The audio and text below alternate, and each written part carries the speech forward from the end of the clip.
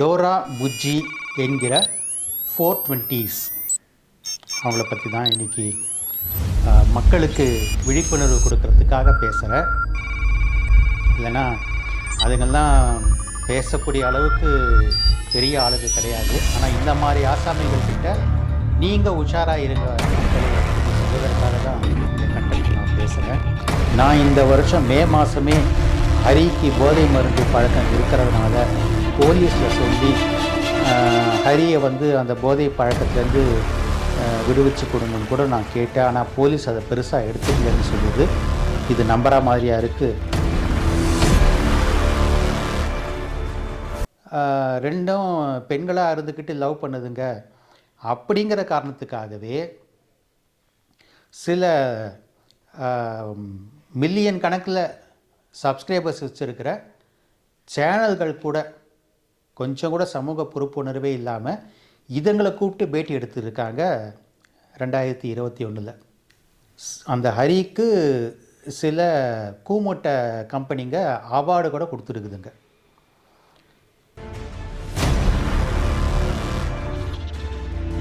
கண்ணகி நகர் ஏரியாவை சேர்ந்த ஒரு சிலர் சொல்கிறாங்க, அந்த ஹரிக்கு போதை மருந்து பழக்கம் இருப்பது உண்மைதான், அதுக்கு ஆதாரம் கூட இருக்குது. மே மாத வாக்கில் அந்த ஹரிக்கு போதை மருந்து ஊசி மூலமாக போட்டுக்கொள்கிற வழக்கம் இருந்ததை தான் கண்டுபிடிச்சதாக பார்த்ததாக இந்த தேசராணி சொல்லுது.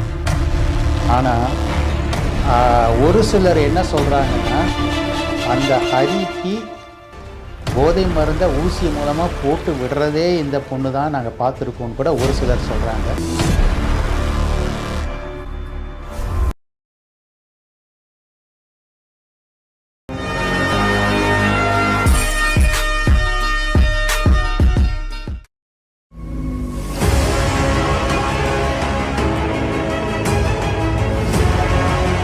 வேர்களாக விளங்கும் யூடியூப் நேயர்களுக்கு வித்தகன் சேகரின் அன்பு வணக்கங்கள். திரைக்கூத்து நேயர்களே, என்னோட ட்விட்டர் அதாவது எக்ஸ் ஐடி வித்தகன் 86045 இதை ஃபாலோ பண்ணிங்கன்னா நான் எல்லா சேனல்லையும் பேசக்கூடிய வீடியோக்குள்ளே நீங்கள் பார்க்கலாம். டோரா புஜ்ஜி என்கிற 420s அவங்கள பற்றி தான் இன்றைக்கி மக்களுக்கு விழிப்புணர்வு கொடுக்கறதுக்காக பேசுகிறேன். இல்லைன்னா அதுங்கெல்லாம் பேசக்கூடிய அளவுக்கு பெரிய ஆளுங்க கிடையாது. ஆனால் இந்த மாதிரி ஆசாமிகள் கிட்ட நீங்கள் உஷாராக இருங்க மக்களே என்று சொல்வதற்காக தான் இந்த கண்டென்ட் நான் பேசுகிறேன். டோரா என்கிற ஹரி என்கிற ஹரிப்பிரியா, புஜ்ஜி என்கிற தேசராணி, இந்த ரெண்டுமே ஒன்றுக்கு ஒன்று சளைச்சது கிடையாது. ரெண்டுமே ஏமாற்று பேர் வழிகள் தான். பெட்டிங் ஆப்ஸ் அப்படின்னு சில நூதன மோசடி ஆப்கள் இருக்குது. அதாவது ஆன்லைன் ரம்மி கேள்விப்பட்டிருப்பீங்க இல்லையா, அந்த மாதிரி இது ஒரு பெட்டிங் ஆப்பு. இவங்க என்ன பண்ணுவாங்க, பெட்டிங்கிற பேரில் சில விஷயங்களை மக்கள்கிட்ட பெட் பண்ண வச்சு அதுக்கு அவங்கக்கிட்ட பணம் பறித்து, இதில் பல பேர் நஷ்டமடைவாங்க. மக்கள் சொல்கிறேன், பல பேர் நஷ்டமடைவாங்க, சில பேர் தான் லாபம் அடைவாங்க. எல்லா பணமும் இந்த பெட்டிங் ஆப் கம்பெனிக்கு போயிடும். கொஞ்ச காலம் அதில் கல்லா கட்டிட்டு அந்த ஆப்பை டீஆக்டிவேட் பண்ணிவிட்டு போயிட்டு வேறு ஒரு பேரில் வேறு ஒரு மோசடியை ஆரம்பிப்பாங்க. இந்த மாதிரியான பெட்டிங் ஆப்களுக்கு பணம் வாங்கிக்கிட்டு ப்ரமோஷன் கொடுத்ததுங்க தான் இந்த ஹரியும் தேசராணியும். அதுக்கு பிறகு இன்ஸ்டாவில் ரீல்ஸ் போடுறது, ரெண்டு பேரும் ஜோடியாக சேர்ந்து ரீல்ஸ் போடுறது, டான்ஸ் பண்ணுறது, இதன் மூலமாக இன்ஸ்டாவில் வரக்கூடிய வருமானமும் இதுங்க சம்பாதிச்சிட்டு இருந்ததுங்க. இன்ஸ்டாவில் சம்பாதிக்கிறது தவறுன்னு நான் சொல்லலை. இந்த பெட்டிங் அந்த புகழை பயன்படுத்தி பெட்டிங் ஆப்களுக்கு ப்ரமோஷன் பண்ணது தான் நான் தப்புன்னு சொல்கிறேன். இந்த டோரா என்கிற ஹரிப்பிரியா அது முதல்ல டிக்டாக் மூலமாக தான் இந்த தேசராணி பார்த்துருக்கு. பார்த்துட்டு அதனுடைய இன்ஸ்டாகிராம் பக்கத்துக்கு போய் மெசேஜ் பண்ணி அந்த ஹரிப்பிரியா அது வந்து தன்னை ஒரு பெண்ணாக காட்டிக்கொள்கிற, தன்னை ஒரு ஆணாக காட்டிக்கொள்கிற ஒரு பெண், ஹரின்னு பேரை மாற்றிக்கிச்சு. அந்த ஹரியுடைய டிக்டாக்கை பார்த்துட்டு அதோடைய இன்ஸ்டாகிராமுக்கு போய் உன்னுடைய ஃபோன் நம்பர் கொடுன்னு சொல்லி இந்த தேசராணி கேட்டிருக்கு. அதுவும் அந்த ஹரியும் தன்னுடைய ஃபோன் நம்பரை கொடுத்துருக்கு. ஃபோன் நம்பரை வாங்கின அன்னைக்கே அந்த ஹரிக்கிட்ட லவ் ப்ரப்போஸ் பண்ணியிருக்குது இந்த தேசராணி. அப்போ அந்த சமயத்தில், அதாவது 2 வருஷங்களுக்கு முன்னால், தேசராணியோட வயசு வெறும் 17 தான். மேஜர் கூட கிடையாது, மைனர் பொண்ணு. அப்போ தான் +2 முடிச்சிருந்தது.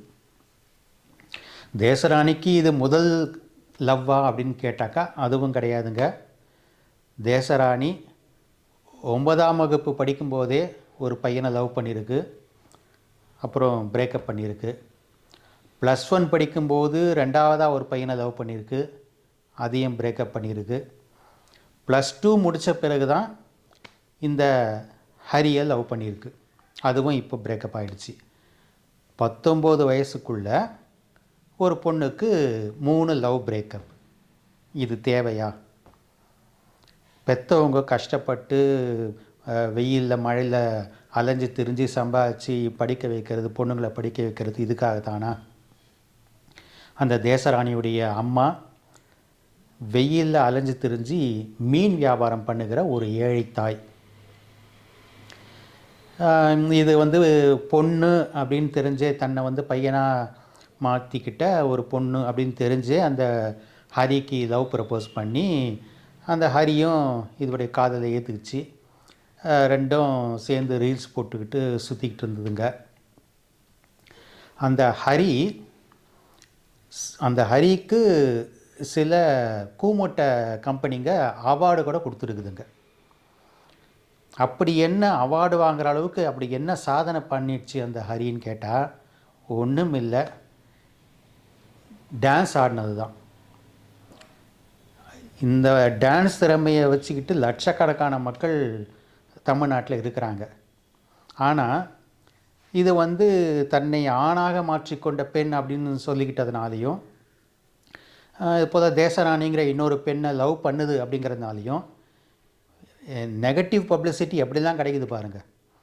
இந்த காரணங்களுக்காகவே இந்த ஹரிக்கு 2-3 மேடையில் அவார்டு கூட கொடுத்துருக்காங்க. இந்த ஹரியும் தேசராணியும் ரெண்டும் பெண்களாக இருந்துக்கிட்டு லவ் பண்ணுதுங்க அப்படிங்கிற காரணத்துக்காகவே சில மில்லியன் கணக்கில் சப்ஸ்கிரைபர்ஸ் வச்சுருக்கிற சேனல்கள் கூட கொஞ்சம் கூட சமூக பொறுப்புணர்வே இல்லாமல் இதுங்களை கூப்பிட்டு பேட்டி எடுத்துருக்காங்க 2021.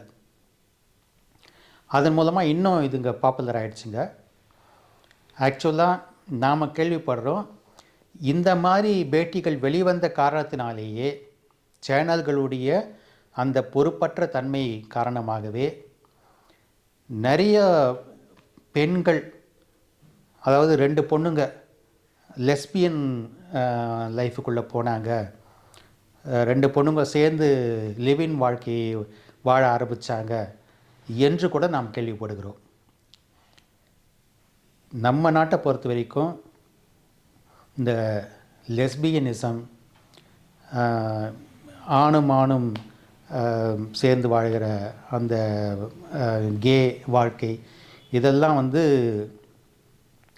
நம்ம கலாச்சாரத்துக்கு இன்னும் கலாச்சார ரீதியாக, சட்டத்தின் பார்வை என்னன்னு எனக்கு தெரியாது, கலாச்சார ரீதியாக இது வந்து பெரும்பான்மை மக்களால் ஏற்றுக்கொள்ள முடியாத விஷயங்களாகத்தான் இருக்குது. அதுக்கு பிறகு ஒரு கட்டத்தில், அதாவது இந்த 2023ஆம் ஆண்டு மே மாத வாக்கில் அந்த ஹரிக்கு போதை மருந்து ஊசி மூலமாக போட்டுக்கொள்கிற வழக்கம் இருந்ததை தான் கண்டுபிடிச்சதாக, பார்த்ததாக இந்த தேசராணி சொல்லுது.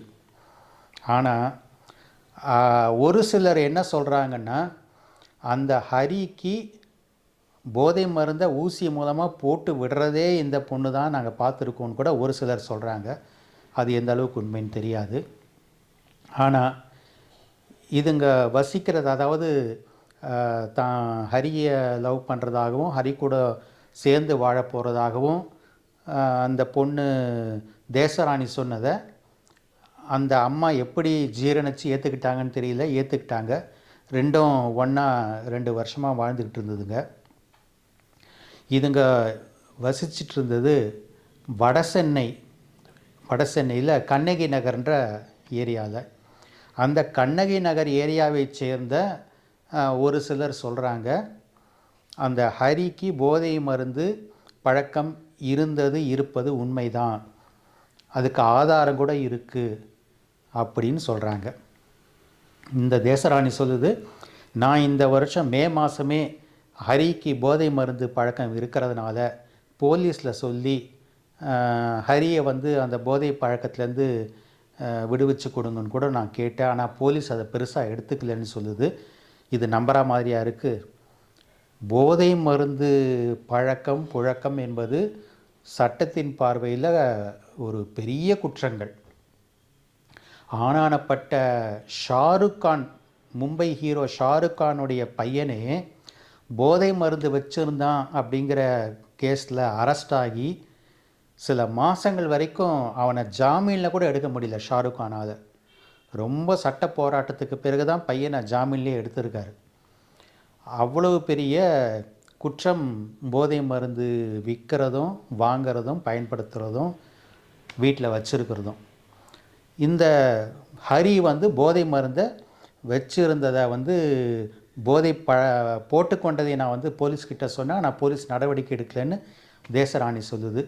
அது உண்மையா பொய்யான்றதை போலீஸ் தான் சொல்லணும், பதில் சொல்லணும். இந்த இடத்துல நான் முக்கியமாக தமிழ்நாடு காவல்துறைக்கு வைக்கிற வேண்டுகோள் என்னென்னா, இந்த மாதிரி ஹரி என்கிற நபர் அல்லது பெண் போதை மருந்தை போட்டுக்கொள்வதாக அந்த பொண்ணு கூட காதலியாக குடித்தனம் நடத்திய தேசராணி சொல்லுது. அந்த கண்ணகி நகர் பகுதிவாசிகள் ஒரு சிலரும் சொல்கிறாங்க. இதை போலீஸ் தீவிரமாக ஒரு சீரியஸான மேட்டராக எடுத்துக்கிட்டு சம்மந்தப்பட்டவங்களை அழைத்து விசாரிக்கணும். அந்த ஹரிக்கு போதை மருந்தை சப்ளை பண்ணுறவன் யார் அப்படிங்கிறத பார்த்து அவனையும் அரெஸ்ட் பண்ணணும். அந்த சப்ளையருக்கு அவனுக்கு ஹோல்சேலில் கொடுக்குற இன்னொரு சப்ளையர் யார், இந்த போதை நெட்வொர்க்கு எங்கெல்லாம் இருக்குது அப்படிங்கிறதெல்லாம் ட்ரேஸ் அவுட் பண்ணி போய் எல்லாரையும் அரெஸ்ட் பண்ணணும். தமிழ்நாட்டில் போதை மருந்து பழக்கத்துக்கு ஒரு முற்றுப்புள்ளி வைக்கணும்னு தமிழ்நாடு காவல்துறையை கேட்டுக்கிறேன். மற்றபடி பொதுமக்கள் என்னென்னமோ ரீல்ஸ் போடுறாங்க, கூத்தடிக்கிறாங்கன்னு சொல்லிவிட்டு நீங்கள் இன்ஸ்டாகிராம்லேயோ ஃபேஸ்புக்லேயோ நீங்கள் ஃபாலோயர்ஸாக இருக்கிறது தப்பு கிடையாது. ஆனால் அவங்கள வாழ்க்கையில் அவங்கள வாழ்க்கையில் நீங்கள் ஃபாலோ பண்ணாதீங்க. கூத்தாடிகள் என்பவர்களை கொண்டாடாதீர்கள் என்று நடிகவேல் எம்.ஆர். ராதா சொல்வார். அது நடிகைகளுக்கு மட்டும் இல்லை, இன்றைக்கி சோஷியல் மீடியா பிரபலங்களாக இருக்கிறவங்களுக்கும் இது பொருந்தும். அவங்க யாரையும் நீங்கள் உங்களுடைய வழிகாட்டியாக எடுத்துக்கொள்ளாதீர்கள் என்று சொல்லி, நான் யாருக்கும் எதிரானவனோ யார் மீதும் காழ்ப்புணர்ச்சி கொண்டவனோ அல்ல. நான் பேசுகிற தகவல்கள் மக்களின் விழிப்புணர்வுக்கானவை என்று சொல்லிக்கொண்டு மீண்டும் உண்மை சம்பவங்களுடன் சந்திக்கிறேன் நண்பர்களே. நன்றி, வணக்கம். அப்போ அந்த சமயத்தில், அதாவது 2 வருஷங்களுக்கு முன்னால், தேசராணியோட வயசு வெறும் 17 தான். மேஜர் கூட கிடையாது, மைனர் பொண்ணு. அப்போ தான் +2 முடிச்சிருந்தது. தேசராணிக்கு இது முதல் லவ்வா அப்படின்னு கேட்டாக்கா அதுவும் கிடையாதுங்க. தேசராணி 9ஆம் வகுப்பு படிக்கும்போதே ஒரு பையனை லவ் பண்ணியிருக்கு, அப்புறம் பிரேக்கப் பண்ணியிருக்கு. +1 படிக்கும்போது 2ஆவதாக ஒரு பையனை லவ் பண்ணியிருக்கு, அதையும் பிரேக்கப் பண்ணியிருக்கு.